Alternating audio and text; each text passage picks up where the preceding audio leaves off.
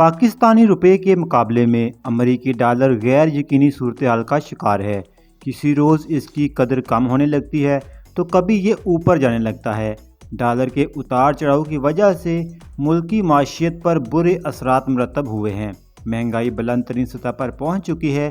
IMF سے لیا گیا فنڈ بھی ڈالر کو کنٹرول نہ کر سکا۔ ملکی قرضوں میں آئے روز اضافہ ہوتا جا رہا ہے۔ انٹر بینک میں آج کاروبار کے دوران روپے کے مقابلے میں ڈالر کی قدر میں اضافہ دیکھا گیا ہے۔ انٹر بینک میں ڈالر 1 روپے 56 پیسے مہنگا ہو کر 221 روپے 42 پیسے کا ہو گیا، جبکہ اوپن مارکیٹ میں ڈالر کی قدر میں 3 روپے کا اضافہ ہوا۔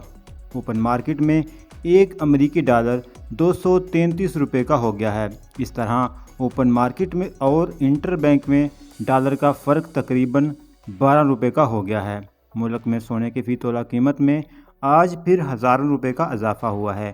سندھ صرافہ جیولر ایسوسی ایشن کے مطابق آج سونے کی فی تولہ قیمت میں 3050 روپے کا اضافہ ہوا ہے، جس کے بعد سونے کی فی تولہ قیمت 1,51,150 روپے ہو گئی ہے۔